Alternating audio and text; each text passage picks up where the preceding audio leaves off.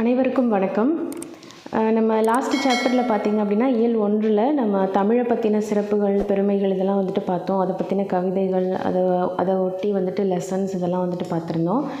இந்த சாப்டரில் இயல் 2ல் என்ன அப்படின்னு பார்த்திங்கன்னா இயற்கை இன்பம் அப்படின்ற டாப்பிக்கில் பார்க்க போகிறோம். அதாவது இயற்கையை பற்றின சிறப்புகள் என்னென்ன அப்படின்றத பற்றி நம்ம பார்க்க போகிறோம். ஸோ கற்றலின் நோக்கங்கள் என்ன அப்படின்னு பார்த்தீங்கன்னா இயற்கையின் சிறப்புகளை அறிதல், இயற்கையை பாதுகாப்பும் வழிமுறைகள் பற்றி விவாதித்தல், உழவுத் தொழிலுக்கு மழை இன்றியமையாதது என்பதை உணர்தல், மழை பெய்யாவிட்டால் ஏற்படும் விளைவுகளை வகுப்பறையில் விவாதித்தல், பறவைகளுக்கும் சுற்றுச்சூழலுக்கும் இடையேயான தொடர்புகளை அறிதல். ஸோ ஃபஸ்ட்டு எடுத்த உடனே என்ன கொடுத்துருக்காங்கன்னா சிலப்பதிகாரத்திலிருந்து ஒரு கவிதையை தான் நம்ம வந்துட்டு பார்க்க போகிறோம். நம்மை சுற்றிலும் எங்கு பார்த்தாலும் இயற்கையின் அழகு கொட்டி கிடக்கிறது. கடலும் மலையும் கதிரும் நிலவும் மழையும் பனியும் இயற்கையின் கொடைகள் அல்லவா? அவற்றை கண்டு மகிழாதவர்கள் உண்டோ? நிலவின் குளிர்ச்சியையும் கதிரவனின் வெம்மையையும் மழையின் பயனையும் சிலப்பதிகாரம் போற்றுகிறது.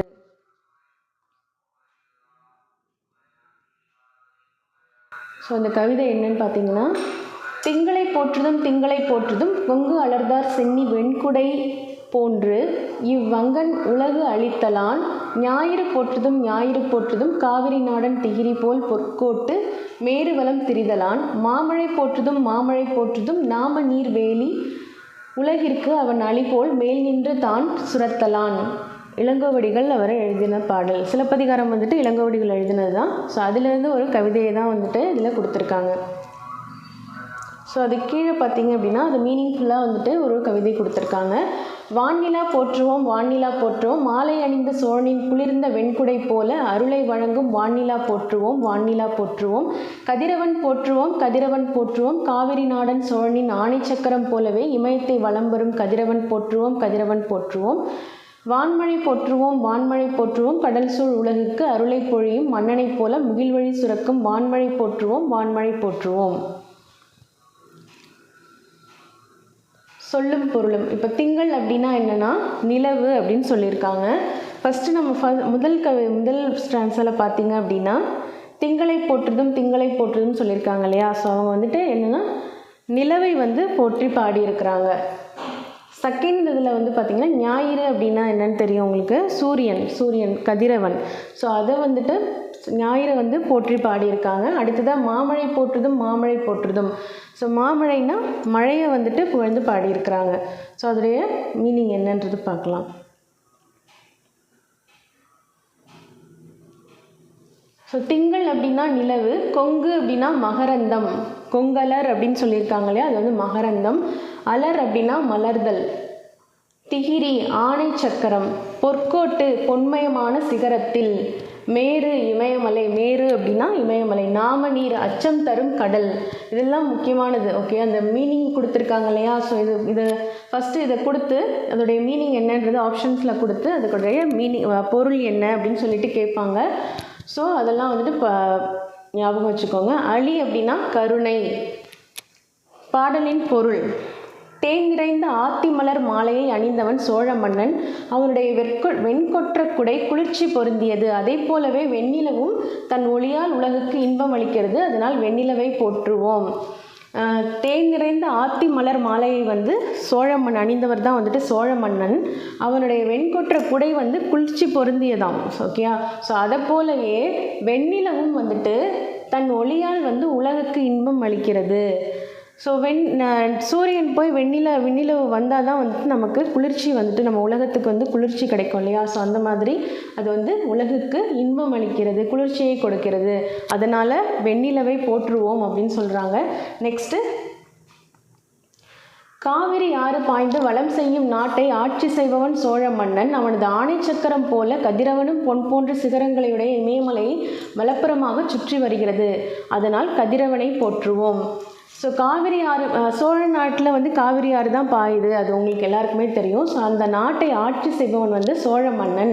அவனுடைய ஆணை சக்கரம் போல் வந்துட்டு எப்படி கதிரவன் வந்துட்டு பொன் போன்ற சிகரங்களை உடைய இமயமலை வலப்புறமாக சுற்றி வருகிறது.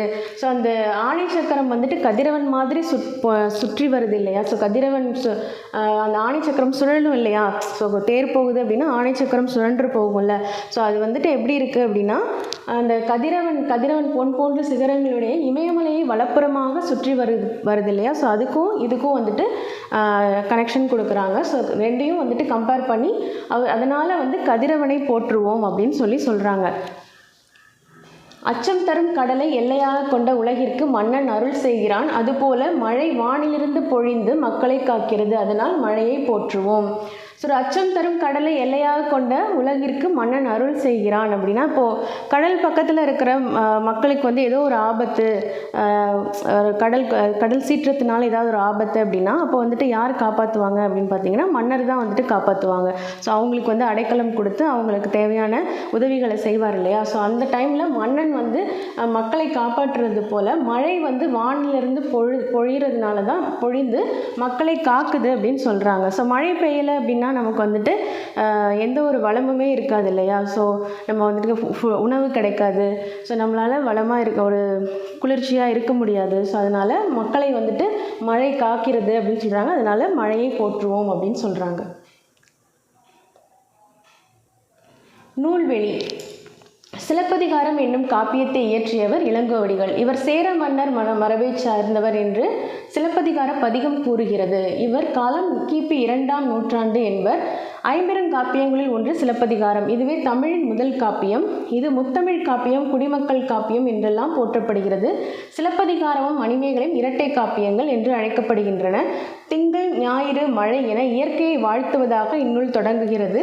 அவ்வாழ்த்து பகுதி நமக்கு பாடமாக தரப்பட்டுள்ளது. ஸோ சிலப்பதிகாரத்தை எழுதியவர் வந்து இளங்கோவடிகள். இவர் வந்து சேர மன்னர் மரபை வந்து சேர்ந்தவர். ஓகேயா. ஸோ அப்படின்னு சொல்லிட்டு சிலப்பதிகார பதிகம் வந்துட்டு சொல்லுது அப்படின்றாங்க. இவர் வந்து கிபி 2ஆம் நூற்றாண்டை சேர்ந்தவர். ஐம்பெருங்காப்பியங்களில் ஒன்று தான் வந்துட்டு சிலப்பதிகாரம். ஓகேயா. ஸோ இதுவே வந்துட்டு தமிழுடைய முதல் காப்பியம் அப்படின்னு சொல்கிறாங்க.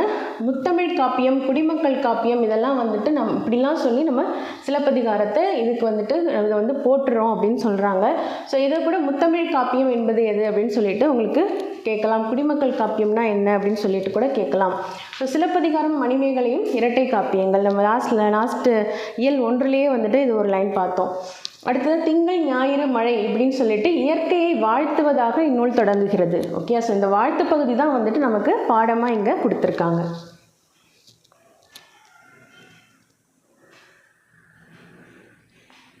ஸோ புக் பேக் கொஷின்ஸ் பாருங்கள். கழுத்தில் சூடுவது தார். தார்னா அந்த மாலை சொன்னாங்க இல்லையா. ஸோ அதுதான் வந்துட்டு தார். கழுத்தில் சூடுவது தார். கதிரவனின் மற்றொரு பெயர், கதிரவனுடைய மற்றொரு பெயர் என்னன்னு பார்த்தோம், ஞாயிறுன்னு பார்த்தோம் இல்லையா. ஞாயிறு போற்றுதும், ஞாயிறு போற்றுதும் அப்படின்னு சொல்லியிருந்தாங்க இல்லையா. அடுத்தது வெண்குடை என்னும் சொல்லை பிரித்து எழுத கிடைப்பது வெண்மை ப்ளஸ் குடை. வெண்மையான குடை அப்படிங்கிறது தான் வெண்குடை அப்படின்னு சொல்லி சேர்த்து நம்ம சொல்கிறோம். பொற்கோட்டு என்னும் சொல்லை பிரித்து எழுத கிடைப்பது பொன் ப்ளஸ் கோட்டு. ஓகே. ஸோ இதுதான் வந்துட்டு பொற்கோட்டு அப்படின்னு மாறுது.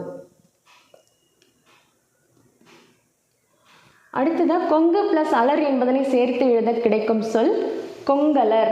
ஓகே. ஸோ கரெக்டாக வந்துட்டு இதை பார்த்து இதை வந்துட்டு நோட் பண்ணிக்கோங்க. இது வந்துட்டு கேட்குறதுக்கான வாய்ப்புகள் அதிகம் இருக்குது. கொங்கு ப்ளஸ் அலர் கொங்கலர். ஸோ இந்த ஆப்ஷனில் எதுவும் வந்துட்டு கிடையாது. கொங்குலர், கொங்கலர், கொங்கு அலர் அப்படின்லாம் வராது. கொங்கலர் இதுதான் வந்துட்டு கரெக்டான ஆன்சர். அவன் ப்ளஸ் அலிபோல் என்பதனை சேர்த்து எழுத கிடைக்கும் சொல் அவன் அலிபோல். ஓகே. அவன் ப்ளஸ் அலிபோல், அவன் அலிபோல் அதுதான் வந்துட்டு கரெக்டான ஆன்சர். ஸோ இந்த லெசன் உங்களுக்கு முடிஞ்சிருச்சு. நெக்ஸ்ட்டு பார்த்தீங்கன்னா காணி நிலம்.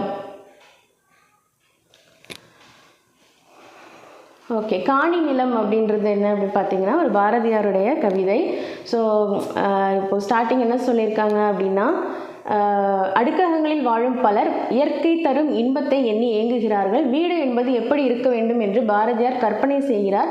இயற்கை சூழலை உருவாக்க வேண்டியதன் தேவையை உணர்த்துகிறார். இயற்கையை பல வகைகளிலும் போற்றிடும் பாரதியின் கனவு இல்லத்தை பற்றி அறிவோம்.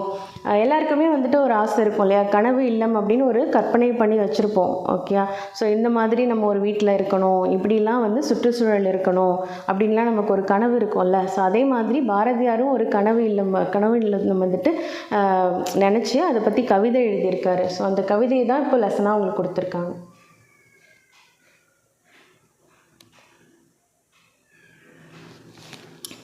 காணி நிலம் வேண்டும் பராசக்தி காணி நிலம் வேண்டும், அங்கு தூணில் அழகியதாய் நன் மாடங்கள் துய்ய நிறத்தினதாய், அந்த காணி நிலத்திடையே ஓர் மாளிகை கட்டித்தர வேண்டும், அங்கு கேணி அருகினிலே தென்னை மரம் கீற்றும் இளநீரும் 10-12 தென்னை மரம் பக்கத்திலே வேண்டும், நல்ல முத்துச்சுடர் போலே நிலா ஒளி முன்பு வர வேண்டும், அங்கு கத்தும் குயிலோசை சற்றே வந்து காதில் பட வேணும், என்று சித்தம் மகிழ்ந்திடவே நன்றாய் இளம் தென்றல் வர வேணும் அப்படின்னு சொல்லிட்டு கேட்டிருக்காரு. ஓகே, ஸோ இதுக்கான மீனிங் என்னன்னு பார்க்கலாம். காணி அப்படிங்கிறதுனா காணி நிலம் வேண்டும் அப்படின்னு சொல்லியிருக்காரு இல்லையா. காணிங்கிறது வந்துட்டு நில அளவை குறிக்கும். காணிங்கிறது வந்துட்டு இப்போது நிறைய நம்ம வந்துட்டு குழி மா அப்படின்லாம் சொல்லுவோம்ல, வேலி அப்படின்ற மாதிரி சொல்லுவோம் இல்லையா. ஸோ அதெல்லாம் அந்த நில அளவை குறிக்குது இல்லையா. ஸோ அதே மாதிரி காணி அப்படிங்கிறதும் ஒரு நில அளவை குறிக்கும் சொல். அடுத்ததான் மாடங்கள், மாளிகையின் அடுக்குகளை தான் வந்துட்டு மாடங்கள் வேண்டும் அப்படின்னு சொல்லியிருக்காரு இல்லையா. ஸோ அது சித்தம் அப்படின்னா உள்ளம், சித்தம் குளிர அப்படின்னா உள்ளம் குளிர வேண்டும் அப்படின்னு சொல்லி கேட்டிருக்காரு. ஸோ அதோடைய பொருள், பாடலின் பொருள் என்ன அப்படின்னு பார்த்தீங்கன்னா, காணி அளவு நிலம் வேண்டும், அங்கு ஒரு மாளிகை கட்டித்தர வேண்டும், அழகான தூண்களையும் தூய நிறமுடைய மாடங்களையும் அது கொண்டிருக்க வேண்டும், நல்ல நீரையுடைய கிணறும் அங்கே இருக்க வேண்டும், இளநீரும் கீற்றும் தரும் தென்னை மரங்கள் வேண்டும், அங்கே முத்து போன்ற நில ஒளி வீச வேண்டும், காதுக்கு இனிய குயிலின் குரலோசை கேட்க வேண்டும், உள்ளம் மகிழுமாறு இளந்தென்றல் தவழ வேண்டும். காணியளவு நிலம் வேணும், அதில் வந்துட்டு ஒரு மாளிகை வந்து கட்டித்தரணும், அழகான தூண்களையும் தூய நிறமுடைய மாடங்களையும் அது கொண்டிருக்க வேண்டும், நல்ல நீரையுடைய கிணறும் அங்கே இருக்க வேண்டும், அப்புறம் இளநீரும் கீற்றும் தரும் தென்னை மரங்களும் வேண்டும், அங்கே முத்து போன்ற நில ஒளி வந்து வீசணும், முத்து போன்ற நில ஒளி வந்து வீசணும் அப்படின்றாரு. அடுத்தது காதுக்கு இனிய குயிலின் குரலோசை கேட்க வேண்டும், உள்ளம் மகிழுமாறு இளம் தென்றல் தவழ வேண்டும் அப்படின்னு சொல்கிறாரு. ஓகேயா. ஸோ அங்கே போய் நின்னா வந்துட்டு உள்ள மகிழ இளம் தென்றல் வந்து அப்படியே வீசணும் அப்படின்னு சொல்லி கேட்குறாரு. ஸோ நூல்வெளி ஃபஸ்ட்டு இயல் 1 வந்துட்டு ஃபஸ்ட் நம்ம வந்துட்டு பாரதிதாசனை பற்றி பார்த்தோம் இல்லையா. ஸோ அவருடைய கவிதையை கொடுத்து தமிழை பற்றின அவருடைய கவிதையை ஒன்று கொடுத்துருந்தாங்க. இப்போ இந்த லெசனில் பார்த்திங்க அப்படின்னா பாரதியாருடைய ஒரு கவிதையை கொடுத்துருக்காங்க. பாரதியாரை பற்றி நம்ம பார்க்குறோம். 20ஆம் நூற்றாண்டின் இணையற்ற கவிஞர் பாரதியார். அவரது இயற்பெயர் சுப்பிரமணியன். இளமையிலேயே சிறப்பாக கவிபாடும் திறன் பெற்றவர். எட்டயபுர மன்னரால் பாரதி என்னும் பட்டம் வழங்கி சிறப்பிக்கப்பட்டவர். தம் கவிதையின் வழியாக விடுதலை உணர்வை ஊட்டியவர். மண் உரிமைக்காகவும் பெண் உரிமைக்காகவும் பாடியவர். நாட்டுப்பற்றும் மொழிப்பற்றும் மிக்க பாடல்கள் பலவற்றை படைத்தவர். பாஞ்சாலி சபதம், கண்ணன் பாட்டு, குயில் பாட்டு போன்ற பல நூல்களை இயற்றியுள்ளார். பாரதியார் கவிதைகள் என்னும் தொகுப்பில் இப்பாடல் இடம்பெற்றுள்ளது. ஸோ பாரதியாருடைய இயற்பெயர் பார்த்திங்கன்னா சுப்பிரமணியன். ஓகேயா. ஸோ இவர் இளமையிலேயே வந்துட்டு சிறப்பாக வந்துட்டு கவிபாடும் திறன் பெற்றவர். ஸோ இவர் வந்து எட்டயபுர மன்னரால் பாரதி அப்படின்னு சொல்லிட்டு பட்டம் வழங்கி சிறப்பிக்கப்பட்டவர். அவருடைய கவிதையின் வழியாக வந்து விடுதலை உணர்வையும் மண் உரிமைக்காகவும் பெண் உரிமைக்காகவும் பாடியவர். விடுதலை உணர்வை ஊட்டியிருக்காரு. அதோட மண் உரிமைக்காகவும் பெண் உரிமைக்காகவும், அப்போல்லாம் வந்துட்டு பெண்களை வந்து ரொம்ப அடிமைப்படுத்தி நடத்திட்டு இருந்தாங்க இல்லையா. ஸோ அந்த மாதிரிலாம் இருக்கக்கூடாது அப்படின்னு சொல்லிட்டு அவர் ரொம்பவே வந்துட்டு பாடுபட்டிருக்காரு. மண் உரிமைக்காகவும் பெண் உரிமைக்காகவும் பாடியவர் அப்படின்னு சொல்கிறாங்க. நாட்டுப்பற்றும் மொழிப்பற்றும் மிக்க பாடல்கள் பலவற்றை படைத்தவர். பாஞ்சாலி சபதம், கண்ணன் பாட்டு, குயில் பாட்டு போன்ற நூல்கள் வந்துட்டு இவர் இயற்றிய நூல்கள். பாரதியார் கவிதைகள்ன்ற தொகுப்பிலிருந்து தான் இந்த பாடல் வந்துட்டு எடுத்து நமக்கு பாடமாக கொடுத்துருக்காங்க.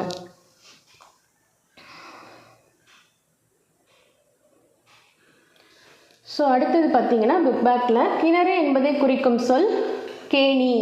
கேணி அப்படின்னா நம்ம வந்துட்டு பின்னாடி கேணி இருக்கு பாரு அப்படின்னு சொல்லுவோம்ல. ஒரு நார்மலாக வந்துட்டு கலோக்கியெல்லாம் நம்ம சொல்கிற லாங்குவேஜ் என்ன அப்படின்னா கேணி, கிணறு அப்படின்றது வந்துட்டு கேணி, அதுதான் கரெக்டு. அடுத்தது சித்தம்ங்கிறது உள்ளம், நமக்கு கொடுத்துருந்தாங்க இல்லையா சொல்லும் பொருளும்ல. சித்தம் அப்படின்னா சித்தம் குளிர, உள்ளம் குளிர அப்படின்றது தான் கரெக்டு.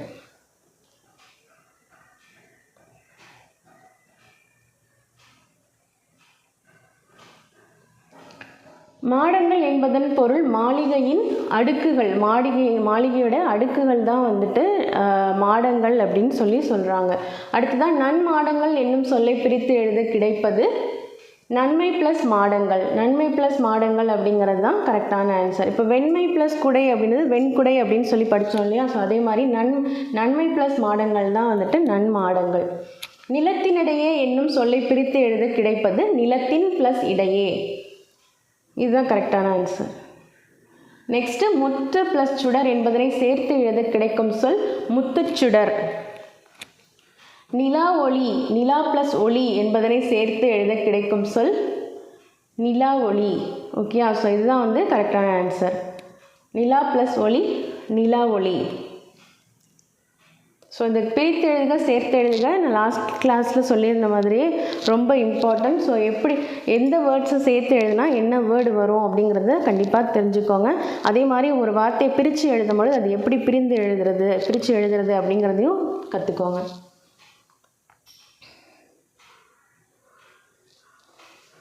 அடுத்ததாக பொறுத்துக. முத்துச்சுடர் போல, எதுக்கு தான் வரும் முத்துச்சுடர் போல? தூய நிறத்தில் சித்தம் மகிழ்ந்திட.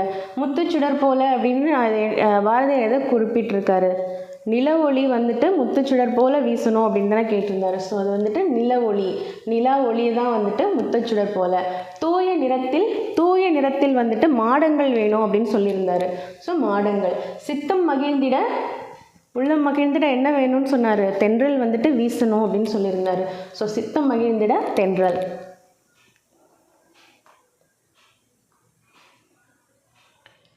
ஸோ நெக்ஸ்ட் லெசன் பார்த்தீங்க அப்படின்னா சிறகின் ஓசை.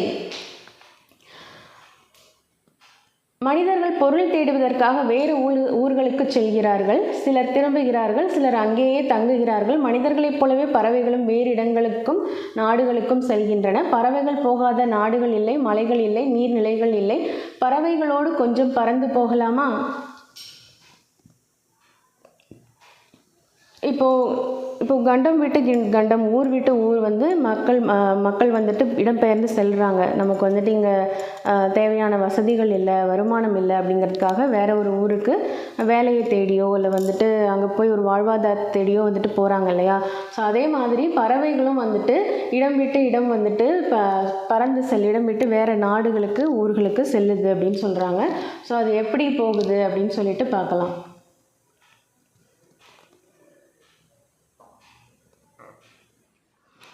மனிதர்கள் வெளியூர்களுக்கு சென்று மீண்டும் தம் சொந்த ஊருக்கு திரும்புவதை அறிவோம். அதே போலவே பறவைகளும் வெளிநாடுகளுக்கு சென்று திரும்புகின்றன என்பது உங்களுக்கு தெரியுமா? இப்போ மனிதர்கள் வந்து வெளியூர்களுக்கு போயிட்டு வேலை பார்த்துட்டு அப்புறம் கொஞ்சம் காசு சம்பாதிச்சதுக்கப்புறம் திரும்ப அவங்க ஊருக்கே வருவாங்க இல்லையா. ஸோ அதே மாதிரி பறவைகளும் வந்துட்டு உணவை தேடி வேறு ஊர்களுக்கோ நாடுகளுக்கோ சென்று அங்கே போயிட்டு அந்த சீசன் முடிகிற வரைக்கும் அவங்களுக்கு அதுக்கு தேவையான உணவு கிடைக்கிற வரைக்கும் அதை சாப்பிட்டுட்டு திரும்ப வந்துட்டு அதோடைய நாட்டுக்கே வந்து திரும்பி போயிடும். ஓகே, ஸோ அதுதான் வந்துட்டு சொல்லியிருக்காங்க. அதுதான் இந்த ஃபுல் லெசன்லேயும் நம்ம வந்துட்டு தெளிவாக பார்க்க போகிறோம். பறவைகள் கண்டம் விட்டு கண்டம் பறக்கின்றன. அவை பெருங்கடல்களையும் மலைகளையும் கடந்து போகின்றன. குறிப்பிட்ட காலத்திற்கு பிறகு புறப்பட்ட இடத்திற்கே வந்து சேர்கின்றன. இவ்வாறு பறவைகள் இடம்பெயர்தலை வலசை போதல் என்பர். நீர்வாழ் பறவைகளே பெரும்பாலும் வலசை போகின்றன. இந்த பறவைகள் வந்து கண்டம் விட்டு கண்டம் வந்துட்டு இடம்பெயர்கிறது இல்லையா. இடம்பெயர்ந்து பெரிய கடல் மலை எல்லாத்தையுமே வந்து கடந்து போயிட்டு ஒரு ஊரில் போய் இருந்துட்டு அப்புறம் திரும்பி அதோடைய நாட்டுக்கே திரும்ப போயிடும். ஓகே, ஸோ அது வந்துட்டு என்னன்னு சொல்கிறாங்க அப்படின்னா பறவைகள் வந்து இடம்பெயர்தலை வந்து வலசை போதல் அப்படின்னு சொல்கிறாங்க. ஓகே, ஸோ இது ரொம்ப இம்பார்ட்டன்ட். பறவைகள் வந்து இடம்பெயர்தலை எப்படி குறிப்பிடலாம் அப்படின்னு சொல்லிட்டு உங்களுக்கு கொஷின் கேட்குறதுக்கு வாய்ப்பு இருக்குது. ஸோ வலசை போதல் அப்படின்னா பறவைகள் வந்து இடம் மாறுதல் தான் வந்துட்டு வலசை போதல், இடம்பெயர்தல்.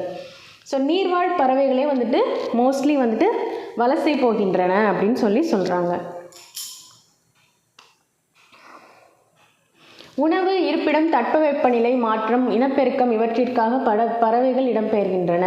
நிலவு, விண்மீன், புவியீர்ப்பு புலம் ஆகியவற்றை அடிப்படையாக கொண்டே பறவைகள் இடம்பெயர்கின்றன. பொதுவாக வடக்கிலிருந்து தெற்கு நோக்கியும் மேற்கிலிருந்து கிழக்கு நோக்கியும் பறவைகள் வலசை போகின்றன. இப்போது உணவு, அப்புறம் இருப்பிடம், தட்பவெப்பநிலை மாற்றம், இனப்பெருக்கம் இவற்றிற்காக தான் வந்துட்டு பறவைகள் வந்து இடம்பெயருது அப்படின்னு சொல்கிறாங்க. இப்போ ஒரு இடத்துல அதுக்கு தேவையான ஃபுட்டு கிடைக்கல, இந்த சீசனில் வேறு ஒரு நாட்டில் ஊரில் அதுக்கு தேவையான ஃபுட்டு இருக்குது அப்படின்னா அது வந்துட்டு வலசை இடம்பெயருது அப்படின்னு சொல்கிறாங்க. ஸோ அதே மாதிரி தட்பவெப்பநிலை இப்போ வந்துட்டு அது இருக்கிற இடத்துல அந்த தட்பவெப்பநிலை வந்துட்டு சூழ்நிலை மாறும் பொழுது அதுக்கான ஏதுவாக இருக்கிற இடத்துக்கு வந்து அது இடம்பெயர்ந்து சென்று அந்த தட்பவெப்பம் மாறினதுக்கு அப்புறமா அது திரும்ப வந்துட்டு அதோட இடத்துக்கு போகுது இல்லையா. ஸோ அதுவும் ஒரு ரீசன் அப்படின்னு சொல்கிறாங்க. ஸோ இது நிலவு, விண்மீன், புவியீர்ப்புலம் ஆகியவற்றை அடிப்படையாக கொண்டே பறவைகள் இடம்பெயர்கின்றன அப்படின்னு சொல்கிறாங்க. ஸோ நிலவு, விண்மீன், புவியீர்ப்புலம் ஆகியவற்றை அடிப்படையாக கொண்டே பறவைகள் வந்து இடம்பெயருது அப்படின்னு சொல்கிறாங்க. அதோட வடக்கிலிருந்து தெற்கு நோக்கியும் மேற்கிலிருந்து கிழக்கு நோக்கியும் பறவைகள் வந்துட்டு வலசை போகுது அப்படின்னு சொல்கிறாங்க. பறவைகள் தங்களுக்கென ஒரு வழித்தடத்தை தேர்ந்தெடுத்து அந்த பாதையிலேயே பறக்கின்றன. சில பறவை இனங்கள் அதே பாதையில் தாய் நிலங்களுக்கு திரும்புகின்றன. சில பறவை இனங்கள் போவதற்கும் வருவதற்கும் இருவேறு பாதைகளை பயன்படுத்துகின்றன. பறவைகள் வந்து என்ன பண்ணுதான், தனக்குன்னு ஒரு பாதையை தேர்ந்தெடுத்து அந்த பாதையிலேயே தான் போயிட்டு திரும்ப வருது அப்படின்னு சொல்கிறாங்க. சில பறவைகள் என்ன பண்ணுதான், போகிறதுக்கு ஒரு இடமும் ஒரு வழித்தடமும் திரும்பி வர்றதுக்கு ஒரு வழித்தடம், தாய் நிலத்துக்கு திரும்புறதுக்கு ஒரு வழித்தடமும் வந்துட்டு அது சூஸ் பண்ணி அது வழியாக போகுது வருது அப்படின்னு சொல்கிறாங்க.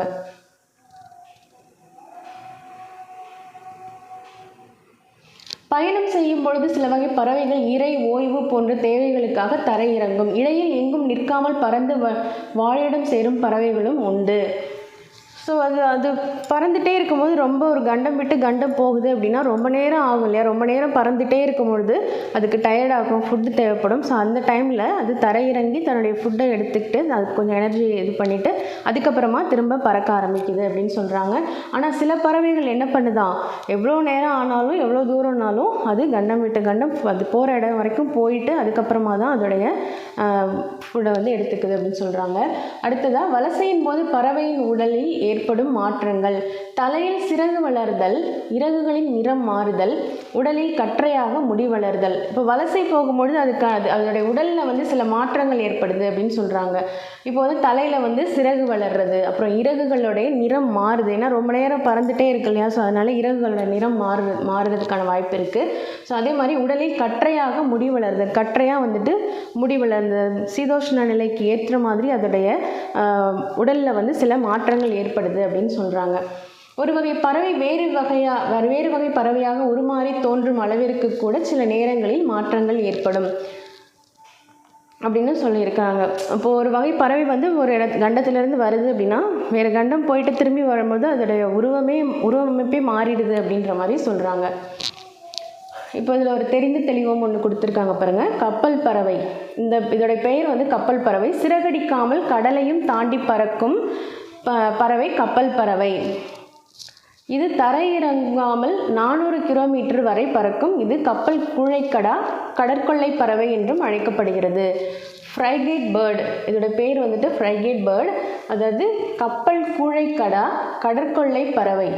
ஓகே. ஸோ இது வந்துட்டு இது பேர் வந்து கப்பல் பறவை அப்படின்னு சொல்கிறாங்க. ஓகே. இதுக்கு இன்னொரு பேர் என்ன அப்படின்னா கப்பல் கூழைக்கடா, கடற்கொள்ளை பறவை அப்படின்றாங்க. இது வந்துட்டு தரையிறங்காமல் 400 கிலோமீட்டர் வரைக்கும் அது பறக்குமா. ஓகே. சிறகடிக்காமல் கடலையும் தாண்டி பறக்கும். ஒரு கடல் வந்து எவ்வளோ பெரிய விஸ்தாரமாக இருக்கும். ஸோ அதை வந்துட்டு தாண்டியுமே வந்துட்டு அது சிறகடிக்காமல் அப்படியே நேராக ரொம்ப தூரம் பறந்து போகும் அப்படின்னு சொல்கிறாங்க. ஸோ இது வந்துட்டு கண்டிப்பாக கேட்பாங்க. ஸோ இதை ஞாபகம் வச்சுக்கோங்க, நோட் பண்ணி வச்சுக்கோங்க. தமிழகத்திற்கு வெளிநாட்டு பறவைகள் வலசை வருவது பற்றி இலக்கியங்களிலும் செய்திகள் உள்ளன. ஏறத்தாழ 1500 ஆண்டுகளுக்கு முன்பு வாழ்ந்த சத்திமுத்தப்புலவர் நாராய் நாராய் செங்கல் நாராய் என்னும் பாடலை எழுதியுள்ளார். அப்பாடலில் உள்ள தென்திசை குமரி ஆடி வடதிசைக்கு ஏகுவீர் ஆயின் என்னும் அடிகள் பறவைகள் வலசை வந்த செய்தியை குறிப்பிடுகின்றன. இப்போ 1500 ஆண்டுகளுக்கு முன்பு வாழ்ந்த சத்திமுத்துப்புலவர் வந்துட்டு நாராய் நாராய் செங்கல் நாராய் அப்படின்ற பாடல் வந்து எழுதியிருக்காராம். ஓகே, ஸோ அப்பயே வந்துட்டு வெளிநாட்டு பறவைகள் வந்து வலசை வர்றதை பற்றி இந்த கவிதைகள் வந்து குறிப்பிட்டிருக்கு அப்படின்னு சொல்கிறாங்க. அப்பாடலில் உள்ள தென் திசை குமரி ஆடி வடதிசைக்கு ஏகுவீர் ஆயின் என்னும் அடிகள் வந்து பறவைகள் வலசை வந்த செய்தியை குறிப்பிடுகிறது அப்படின்னு சொல்கிறாங்க. ஸோ இந்த லைன்ஸ் இம்பார்ட்டன்ட். இந்த லைன்ஸ் கொடுத்துட்டு யார் எழுதினவர் யார் அப்படின்னு சொல்லி கேட்கலாம். ஓகே, ஸோ இந்த லைன்ஸும் இம்பார்ட்டன்ட். அடுத்ததாக, ஐரோப்பாவில் இருந்து தமிழகத்திற்கு செங்கால் நாரைகள் வருவது தற்போதைய ஆய்விலும் உறுதிப்படுத்தப்பட்டு உள்ளது. வெளிநாட்டு பறவைகளுக்கும் புகலிடமாக திகழ்கிறது தமிழ்நாடு. ஸோ ஐரோப்பாவிலேருந்து தான் வந்து தமிழகத்துக்கு செங்கல் நாரைகள் வருவது வந்துட்டு இப்போதைய ஆய்வில் வந்து உறுதிப்படுத்தப்பட்டிருக்கு. ஸோ வெளிநாட்டு பறவைகளுக்கும் புகலிடமாக தமிழ்நாடு திகழ்கிறது அப்படின்னு சொல்கிறாங்க. தற்பொழுது வெகுவாக அழிந்து வரும் பறவை இனம் எது அப்படின்னு பார்த்தீங்கன்னா சிட்டுக்குருவி. சிட்டுக்குருவி இனம் தான் வந்துட்டு வெகுவாக வந்து அழிஞ்சு வந்துட்டே இருக்குது அப்படின்னு சொல்கிறாங்க. உருவத்தில் சிறிய பழுப்பு நிற பறவையை பார்த்தவுடனே ஆண் பெண் வேறுபாட்டை உணர முடியும். ஆண்குருவியின் தொண்டை பகுதியில் கருப்பு நிறத்தில் இருக்கும். உடல் பகுதி அடர் பழுப்பாக இருக்கும். பெண் குருவியின் உடல் முழுவதும் மங்கிய பழுப்பு நிறத்தில் இருக்கும். ஸோ இதில் இந்த சிட்டுக்குருவியிலேயே வந்துட்டு ஆண் பெண் வித்தியாசம் ஈஸியாக கண்டுபிடிக்க முடியும்னு சொல்கிறாங்க. ஆண்குருவிக்கு வந்துட்டு தொண்டை பகுதியில் கருப்பு நிறத்தில் இருக்கும் அப்படின்றாங்க. அதுவே வந்து உடல் பகுதி வந்து அடர் பழுப்பாக இருக்குது அப்படின்றாங்க. அதே பெண் குருவிக்கு பார்த்தீங்க அப்படின்னா உடல் முழுவதும் மங்கிய பழுப்பு நிறத்தில் இருக்குது அப்படின்றாங்க. சிட்டுக்குருவி கூடு கட்டி வாழும் பறவையினத்தை சார்ந்தது. கூடு கட்டும் காலங்களில் சத்தமிட்டு கொண்டே இருக்கும். கூடு கட்டிய பின் 3 முதல் 6 முட்டைகள் வரை இடும். 14 நாட்கள் அடைக்காக்கும். 15ஆம் நாளில் குஞ்சுகள் வெளிவரும். இது வந்துட்டு கூடு கட்டி வாழும் பறவையினத்தை சார்ந்தது.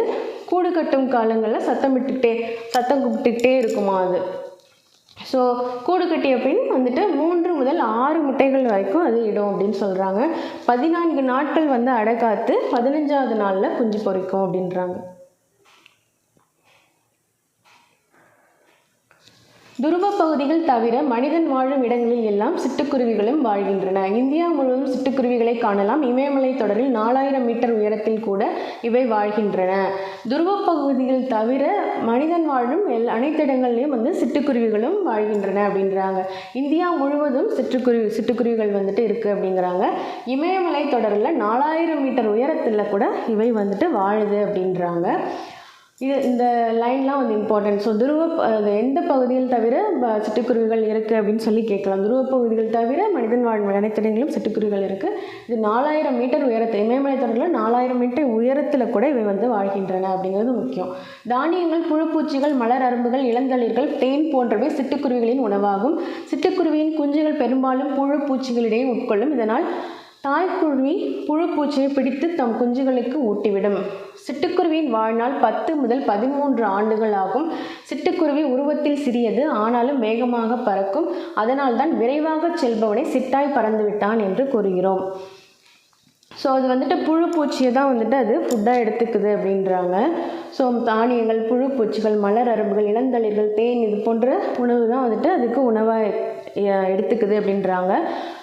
ஸோ சிட்டுக்குருவியோட குஞ்சு வந்துட்டு பெரும்பாலும் புழுப்பூச்சியை தான் வந்துட்டு சாப்பிடுமா. ஸோ அதனால் தாய்க்குருவி வந்துட்டு புழுப்பூச்சியை பிடிச்சி தம்முடைய குஞ்சுகளுக்கு வந்து அது ஊட்டி விடுது அப்படின்றாங்க.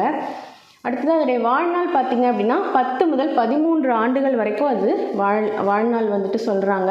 இது ரொம்ப உருவத்தில் ரொம்ப சிறியது, வேகமாக பறக்கும். அது சின்னதாக இருந்தாலும் அது வந்துட்டு வேகமாக பறக்குது அப்படின்றாங்க. அதனால தான் இப்போது சிட்டாக பறந்துட்டான் அப்படின்னு சொல்லுவாங்க இல்லையா. ஸோ நார்மலாக சொல்லுவாங்கள்ல. ஸோ அது மாதிரி அது வந்துட்டு அந்தளவுக்கு வேகமாக இருக்குது. அந்த வேகத்தை இந்த மாதிரியும் நம்ம சொல்லுவோம்ல. ஸோ சிட்டாக பறந்துட்டான் அப்படின்றது. ஸோ அது வேகமாக பறக்கிற தன்மை கொண்டது.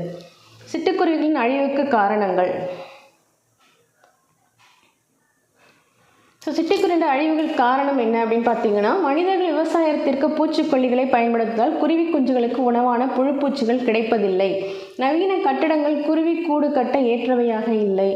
தற்காலத்தில் தாவர வேலிகளுக்கு மாற்றாக செயற்கை வேலிகள் அமைக்கப்படுகின்றன. எனவே சிட்டுக்குருவிகள் வாழ உகந்த வேலித்தாவரங்கள் குறைந்துவிட்டன. சிட்டுக்குருவிகள் ஓய்வெடுக்கும் புதர் செடிகளும் இல்லை. உணவுக்கும் இருப்பிடத்திற்கும் சிட்டுக்குருவிகளுடன் மற்ற பறவைகள் போட்டியிடுகின்றன. ஸோ மனிதர்கள் விவசாயத்துக்கு வந்துட்டு பூச்சிக்கொல்லி பயன்படுத்துறதுனால எந்த புழு பூச்சியுமே வந்துட்டு அதில் வராததுனால ஸோ அதுக்கு உணவு கிடைக்கல, குருவி குஞ்சுகளுக்கு வந்து உணவு கிடைக்கிறதில்ல. ஸோ அதுவும் வந்து ஒரு அழிவு காரணம். அடுத்து நவீன கட்டடங்கள் குருவிகள் கூடு கட்ட ஏற்றவையாக இல்லை. முன்னாடிலாம் பார்த்திங்கன்னா கூரை வேந்திருப்பாங்க, ஓட்டு வீடு இருக்கும். ஸோ அங்கே வந்து அதுக்கு வந்துட்டு ஈஸியாக அதால் கூடு கட்ட முடியும். ஆனால் இப்போ வந்துட்டு எதுவுமே கிடையாது. ஸோ ஃபுல்லாக வந்து க்ளோஸ் பண்ணி மாடி வீடுகள் தான் கட்டிடங்கள் மாடி வீடுகள் தான் இருக்குது அப்படின்னால இதில் கூடு கட்ட முடியல அப்படின்றாங்க. ஸோ தற்கால தாவர வேலிகளுக்கு மாற்றாக செயற்கை வேலிகள் அமைக்கப்படுகின்றன. முன்னாடிலாம் பார்த்திங்க அப்படின்னா சின்ன சின்ன மரங்கள்லாம் வந்து நட்டு தான் வந்துட்டு அது வளர்ந்து தான் ஒரு வேலியாக வந்து இருக்கும்.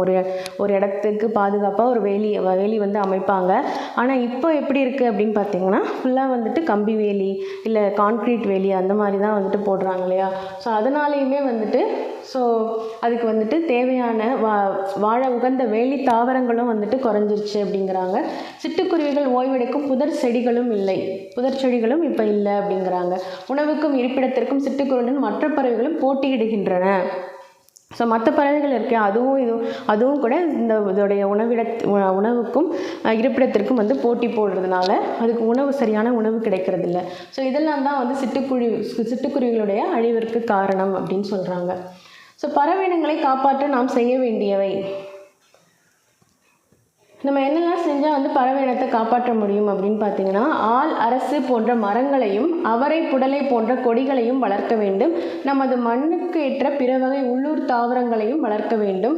தோட்டங்களிலும் வயல்வெளிகளிலும் செயற்கை உரங்கள், பூச்சிக்கொல்லி மருந்துகள் ஆகியவற்றை தெளிப்பதை தவிர்க்க வேண்டும். ஸோ இந்த மாதிரி ஆள் அரசு இந்த மரங்களை வளர்க்கணும், அவரை புடலை போன்ற கொடிகளை வளர்க்கணும் அப்படின்றாங்க. மண்ணுக்கேற்ற பிற வகை உள்ளூர் தாவரங்களையும் வளர்க்க வேண்டும் அப்படின்னு சொல்கிறாங்க. அடுத்ததாக தோட்டங்களிலும் வயல்வெளியிலும் செயற்கை உரங்கள், பூச்சிக்கொல்லி மருந்துகள் ஆகியவற்றை தெளிக்கிறத வந்து தவிர்க்கணும். இயற்கையான பூச்சிக்கொல்லி மருந்துகளை யூஸ் பண்ணினா வந்துட்டு இப்படிலாம் ஆகாது அப்படின்ற மாதிரி சொல்கிறாங்க. ஸோ காக்கை குருவி எங்கள் ஜாதி என்று பாரதியார் பாடினார். சமைப்பதற்கு தம் மனைவி வைத்திருந்த சிறிதளவு அரிசியையும் முற்றத்தில் இருந்த சிட்டுக்குருவிகளுக்கு மகிழுடன் போட்டுவிட்டு பட்டினியாக இருந்தாராம் இவர். ஸோ காக்கை குருவி எங்கள் ஜாதி அப்படின்னு சொல்லி பாரதியார் வந்துட்டு பாடியிருக்காரு. ஸோ அவர் வந்து அவங்க ஒய்ஃப் வந்து சமைக்கிறதுக்கு வச்சுருந்த அந்த அரிசியை கூட அவர் வந்துட்டு குருவிகளுக்கு தானமாக விட்டுட்டு அவர் வந்து பட்னியாக இருந்திருக்காரு அப்படின்னு சொல்கிறாங்க. பாரதியார் படம் ஒன்று இருக்குது. ஸோ அதில் வந்துட்டு அந்த மாதிரி ஒரு சீன் இருக்கும். ஸோ உங்களால் முடிஞ்சது அப்படின்னா நீங்கள் அந்த மூவி எடுத்து பாருங்கள்.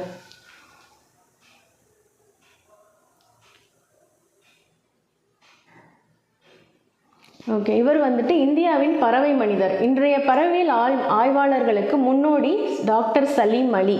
தம் வாழ்நாள் முழுவதும் பறவைகளை பற்றி ஆராய்ச்சி செய்வதிலும் அவற்றை படம் பிடிப்பதிலும் ஈடுபட்டார். அதனால் அவர் இந்தியாவின் பறவை மனிதர் என்று அழைக்கப்படுகிறார். பறவைகள் குறித்து பல நூல்களை எழுதியுள்ளார். தன் வாழ்க்கை வரலாற்று நூலுக்கு சிட்டுக்குருவியின் வீழ்ச்சி, தி ஃபால் ஆஃப் ஸ்பேரோ என்று பெயரிட்டுள்ளார். இவர் வந்துட்டு தன்னுடைய வாழ்நாள் முழுவதுமே வந்துட்டு பறவைகளை பற்றி ஆராய்ச்சி செய்வதில் தான் வந்துட்டு அதை படம் பிடிக்கிறதுலையும் வந்துட்டு ஈடுபட்டு அவருடைய வாழ்நாள் முழுவதும் வந்துட்டு செலவிட்டிருக்காரு. அதனால் இவர் வந்துட்டு இந்தியாவின் பறவை மனிதர் அப்படின்னு சொல்லி அழைக்கப்படுகிறார். இந்தியாவின் பறவை மனிதர் யார் அப்படின்னு சொல்லி கொஸ்டின் கேட்க வாய்ப்பு இருக்குது. அவருடைய பெயர் வந்து டாக்டர் சலீம் அலி. ஸோ அவர் வந்துட்டு தன்னுடைய வாழ்க்கை வரலாற்று நூலுக்கு சிட்டுக்குருவியின் வீழ்ச்சி, தி ஃபால் ஆஃப் ஸ்பேரோ, அவருடைய வாழ்க்கை வரலாற்று நூலுக்கே வந்துட்டு அவர் சிட்டுக்குருவியின் வீழ்ச்சி அப்படின்னு சொல்லிட்டு பெயர் வச்சிருக்காரு. தி ஃபால் ஆஃப் ஸ்பேரோ இங்கிலீஷில். ஓகே, மனிதன் இல்லாத உலகில் பறவைகள் வாழ முடியும், பறவைகள் இல்லாத உலகில் மனிதன் வாழ முடியாது என்கிறார் பறவையியல் ஆய்வாளர் சலீம் அலி. இவ்வுண்மையை நாமும் உணர்ந்து இயற்கையை போற்றி பறவைகளை காப்போம் அப்படின்னு சொல்கிறாங்க.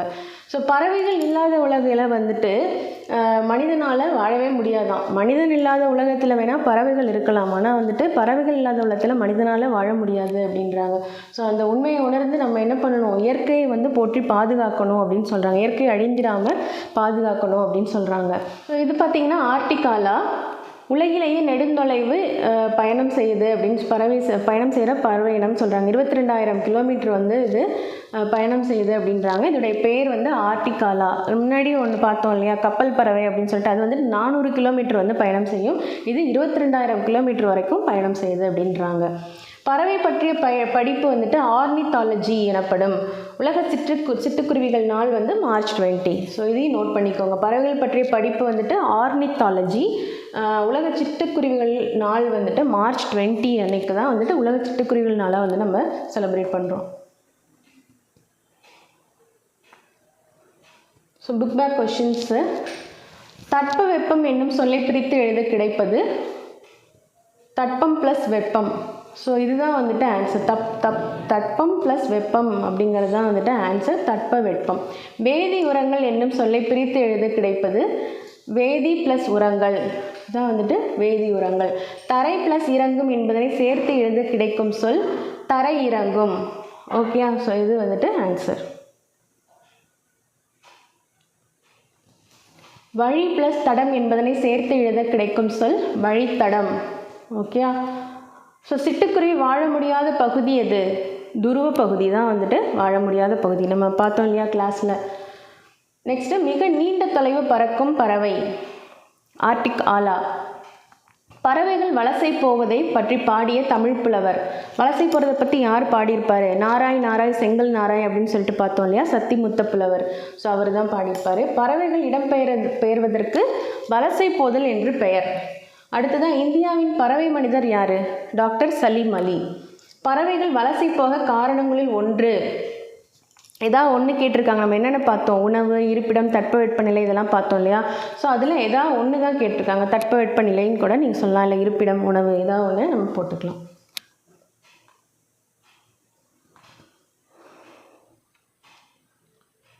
ஸோ நெக்ஸ்ட்டு வந்துட்டு கிழவனும் கடலும் அப்படின்னு சொல்லிட்டு ஒரு ஸ்டோரி கொடுத்துருக்காங்க. மனிதன் இயற்கையோடு போராடி கொண்டே இருக்கிறான். சில நேரங்களில் வெற்றி பெறுகிறான், சில நேரங்களில் தோல்வி அடைகிறான். ஆனால் முயற்சிகள் என்றும் ஓய்வதில்லை. மனிதன் இயற்கையோடு நடத்துகிற போராட்டமே அவன் வாழ்வை அமைக்கிறது. போராடுவதில் மகிழ்ச்சியும் வெற்றியும் இருக்கிறது. மீன்பிடிக்க போராடும் ஒரு மீனவர் ஒருவரின் வாழ்வை பார்ப்போமா. ஸோ இந்த ஸ்டோரி பேர் வந்துட்டு பார்த்தீங்கன்னா கிழவனும் கடலும், தி ஓல்ட் மேன் அண்ட் த சீ. இது வந்துட்டு ஒரு ஆங்கில புதினம் தமிழில் மொழிபெயர்க்கப்பட்டு படக்கதையாக இங்கே சுருக்கி கொடுக்கப்பட்டுள்ளது அப்படின்றாங்க. இந்நூல் வந்து 1954 நோபல் பரிசு பெற்ற நூல்.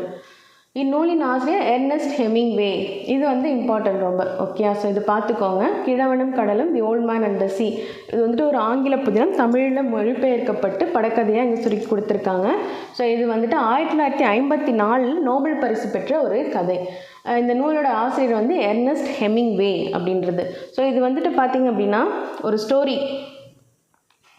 இந்த ஒரு வயது முதிர்ந்த மீனவர் ஒருவர், சாண்டியாகா, இந்த கதையுடைய நாயகன் அவர் தான். ஸோ அவர் வந்துட்டு ஒரு மீன் பிடிக்கிறதுக்காக போவார். கடந்த 84 நாட்களாக அவருக்கு வந்துட்டு மீனே வந்துட்டு எதுவுமே கிடச்சிருக்காது.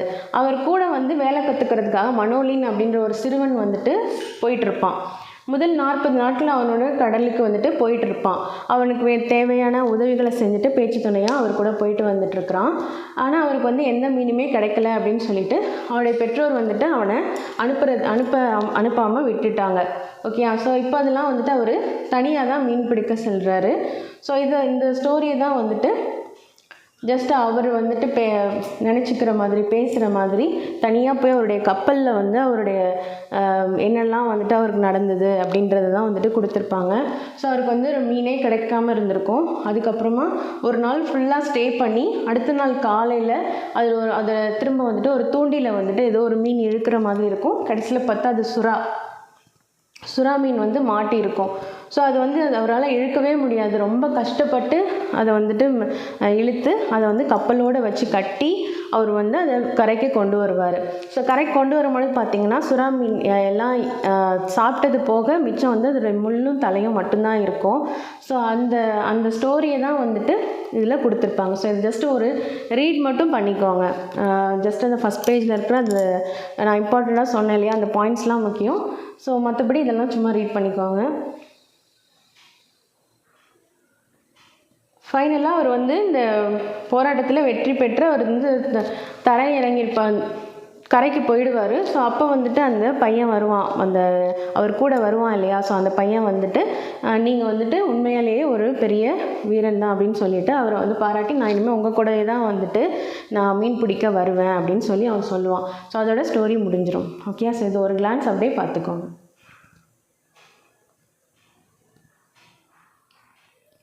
ஸோ அடுத்தது இலக்கணம் வருது.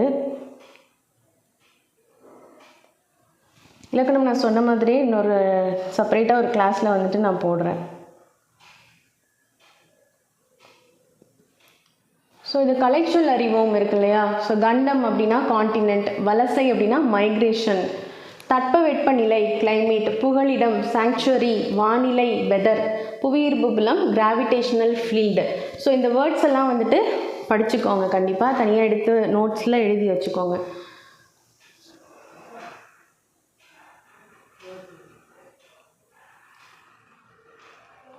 அடுத்ததான் பார்த்தீங்கன்னா திருக்குறள் இருக்குது. மக்கள் பயனுள்ள முறையில் வாழ வழிகாட்டிகளாக அமைவு அறநூல்கள். அறநூல்களில் உலக பொதுமறை என்று போற்றப்படும் சிறப்பு பெற்றது நம் திருக்குறள். திருக்குறளில் இல்லாத செய்திகளே இல்லை. 7 சொற்களில் மனிதர்களுக்கு அறத்தை கற்றுத்தரும் திருக்குறளை பயிலுவோம், வாழ்வில் பின்பற்றுவோம். ஸோ இதில் வந்துட்டு தனித்தனியாக கடவுள் வாழ்த்து, வான் சிறப்பு, இதிலேருந்து தனித்தனியாக ஒரு ஒரு குறள் வந்து எடுத்து உங்களுக்கு கொடுத்துருக்காங்க. நீத்தார் பெருமை, மக்கட்பேறு. ஸோ இதெல்லாமே வந்துட்டு உங்களுக்கு பின்னாடி ஃபுல்லாக 10 குறளும், கடவுள் வாழ்த்திலோட 10 குறளும் பின்னாடி உங்களுக்கு புக் பேக்கில் வந்துட்டு புக்குக்கு பின்னாடி உங்களுக்கு கொடுத்துருப்பாங்க. ஸோ இந்த லெசனில் கொடுத்துருக்கிறது மட்டும் நான் வந்துட்டு உங்களுக்கு எக்ஸ்பிளைன் பண்ணுறேன். அகரம் முதல எழுத்தெல்லாம் ஆதி பகவன் முதற்றிய உலகு. அகரமே எழுத்துக்களுக்கு தொடக்கம், அதுபோல் ஆதி பகவனே வந்து உலகத்திற்கு தொடக்கம் அப்படின்றது தான் இதோட மீனிங். அடுத்ததாக வான் சிறப்பு. விண் நின்று பொய்ப்பின் விரிநீர் வியனுலகத்து உள் நின்று உடற்றும் பசி. மழை உரிய காலத்தில் பொய்யாது போனால் உலகத்து உயிர்கள் எல்லாம் பசி துன்புறுத்தும். மழை வந்துட்டு உரிய நேரத்தில் பெய்யலை அப்படின்னா நமக்கு வந்துட்டு என்னாகும்ப்பா, உலகத்தை வந்து பசி வந்து துன்புறுத்தும் அப்படி இல்லையா. ஸோ அதுதான் வந்துட்டு சொல்லியிருக்காங்க. கெடுப்பதுவும் கெட்டார்க்கு சார்வாய் மற்ற ஆங்கே எடுப்பதுவும் எல்லாம் மழை. உரிய காலத்தில் பொய்யாது கெடுப்பதும் மழைதான், உரிய காலத்தில் பெய்து காப்பதும் மழைதான். உரிய காலத்தில் பொய்யாது அதாவது மழை பெய்யாமல் கெடுக்கிறதும் மழை தான், நமக்கு உரிய காலத்தில் மழை பெய்து நம்மளை வந்துட்டு காப்பாற்றுறதும் மழை தான் அப்படின்னு சொல்கிறாங்க. அடுத்ததான் நீத்தார் பெருமை. செயற்கரிய செய்வார் பெரியர் சிறியர் செயற்கரிய செய்கலாதார். முடியாத செயலையும் முடித்து காட்டுபவர் பெரியோர், முடியாது என்பவர் சிறியோர். முடியாத செயலையும் முடித்து காட்டுறவங்க தான் வந்துட்டு பெரியோர் அப்படின்றாங்க. என்னால் முடியாது அப்படின்னு சொல்லிட்டு விட்டுட்டு போகிறவங்க வந்துட்டு சிறியோர் அப்படின்னு சொல்கிறாரு. அடுத்ததான் மக்கட்பேறு. தம் மக்கள் அறிவுடைமை மாநிலத்து மண்ணுயிர்க்கு எல்லாம் இனிது. தம்மை விட தம் பிள்ளைகள் அறிவுடையோர் என்றால் மக்களுக்கு அதுதான் மகிழ்ச்சி. தன்னை விட தன்னுடைய குழந்தை வந்து புத்திசாலியாக இருக்குது அப்படின்னா பெற்றவங்களுக்கு வந்து அதுதான் மகிழ்ச்சி அப்படின்னு சொல்கிறாங்க. அடுத்ததாக ஈன்ற பொழுதின் பெரிதுவக்கும் தன் மகனை சான்றோன் என கேட்ட தாய். தன் பிள்ளையின் புகழை கேட்ட தாய் பெற்றெடுத்த போது அடைந்த மகிழ்ச்சியை விட பெருமகிழ்ச்சி அடைவாள். தன்னுடைய குழந்தையை பெற்றெடுக்கும் பொழுது இருக்கிற மகிழ்ச்சியை விட தன்னுடைய குழந்தை வந்துட்டு சான்றோன் அப்படின்னு கேட்கும் பொழுது தான் வந்துட்டு நல்ல ஒரு புத்திசாலி அறிவாளி அப்படின்னு கேட்கும் பொழுது அடுத்தவங்க புகழும் பொழுது தான் வந்துட்டு தாய்க்கு வந்து அதை விட பெரிய மகிழ்ச்சியாக இருக்கும் அப்படின்னு சொல்கிறாங்க. அன்புடைமை. அன்பிலார் எல்லாம் தமக்குரியர் அன்புடையார் என்பும் உரியர் பிறர்க்கு. அன்பு இல்லாதவர் எல்லா பொருளும் தமக்கே என்பார்கள், அன்பு உடையவர்கள் தம் உடம்பும் பிறர்க்கே என்பார்கள். அன்பு இல்லாதவங்க தான் என்ன சொல்லுவாங்களாம், எல்லா பொருளும் எனக்கு தான் வேணும், எல்லாமே எனக்கு தான் அப்படின்னு சொல்லி பேராசைப்பட்டு வாழ்ந்துட்டு இருப்பாங்க. ஆனால் அன்பு உடையவர்கள் வந்து தம்முடைய உடம்பும் வந்துட்டு பிறர்க்கே தான் அப்படின்னு சொல்லுவாங்க அப்படின்றாங்க. நெக்ஸ்ட்டு அன்பின் வழியது உயர்நிலை அக்திலாருக்கு என்பதோல் போர்த்த உடம்பு. அன்பு இருப்பது தான் உயிருள்ள உடல், அன்பு இல்லாதது வெறும் எலும்பும் தோலும் தான் அப்படின்னு சொல்கிறாங்க. அன்பு இருக்கிறது தான் வந்து ஒரு உயிருள்ள உடல். இல்லை, அந்த அன்பு இல்லை அப்படின்னா அது வந்துட்டு வெறும் எலும்பும் தோலும் தான் அந்த உடம்புல இருக்குது அப்படின்னு அர்த்தமா. அடுத்ததான் இனியவை குரல். பணிவுடையன் இன்சொலன் ஆதல் ஒருவருக்கு அணியல்ல மற்ற பிற. பணிவும் இன்சொல்லுமே ஒருவருக்கு மிகச்சிறந்த அணிகலன்கள் ஆகும், மற்றவை அணிகலன்கள் ஆகா. பணிவும் இன்சொல்லும் தான் வந்துட்டு ஒருத்தருக்கு வந்துட்டு மிகச்சிறந்த அணிகலன்.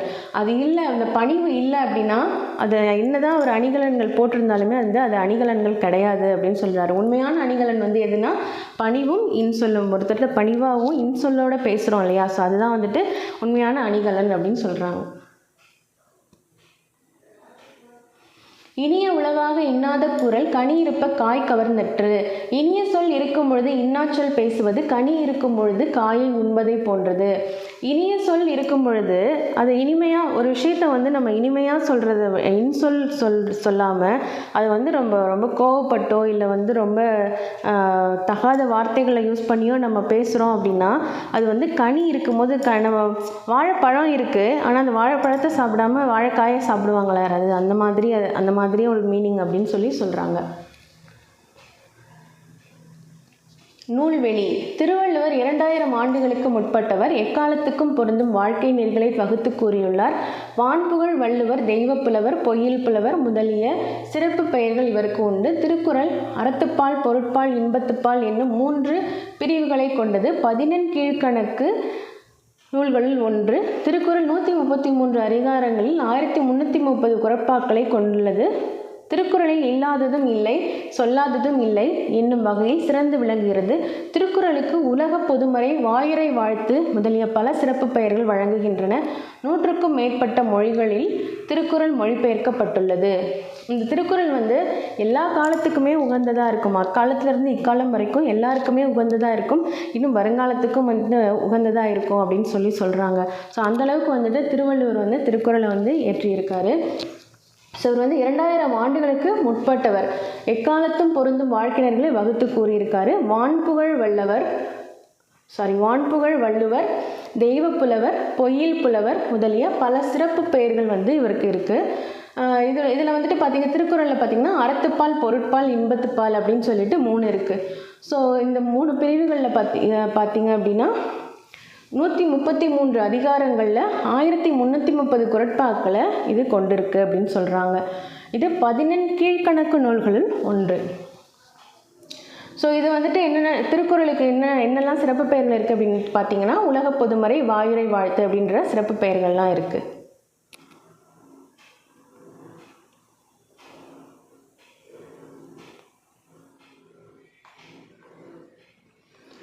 ஸோ மக்களுக்கு மகிழ்ச்சி தருவது, மக்களுக்கு எது மகிழ்ச்சி தரும் அப்படின்னு பார்த்திங்கன்னா அறிவுடைய மக்கள், அதாவது மக்களுக்கு வந்து எது மகிழ்ச்சி, தன்னுடைய மக்கள், அதாவது தன்னுடைய குழந்தை வந்து அறிவாளி அப்படின்னு சொல்லி கேள்விப்படுறது தான் வந்துட்டு மக்களுக்கு வந்து மகிழ்ச்சி தர்றது அப்படின்னு சொல்லியிருக்காங்க. அடுத்ததான் ஒருவருக்கு சிறந்த அணி எது அப்படின்னு பார்த்தீங்கன்னா இன்சொல். நம்ம பார்த்தோம் இல்லையா, பணிவும் இன்சொல்லும் தான் வந்துட்டு ஒருத்தருக்கு சிறந்த அணிகலன் அப்படின்னு சொல்லியிருந்தாங்க இல்லையா. ஸோ அதுதான் வந்துட்டு சொல்லியிருக்காங்க. அடுத்ததாக இது வந்துட்டு பொருத்தமான சொற்களை கொண்டு நிரப்புக. இனிய உலகாக இன்னாத கூறல் கனி இருப்ப காய் கவர்ந்தற்று அப்படின்றது தான் ஆன்சர். இனிய உலவாக இன்னாத கூறல் கனி இருப்ப காய் கவர்ந்தற்று. அன்பிலார் எல்லாம் தமக்குரியர், அன்புடையார் என்றும் உரையர் பிறர்க்கு. இதுதான் இதுக்கு ஆன்சர்.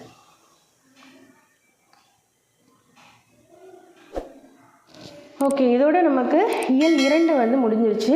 நெக்ஸ்ட் கிளாஸில் நம்ம இயல் 3 வந்துட்டு பார்க்கலாம். நன்றி, வணக்கம்.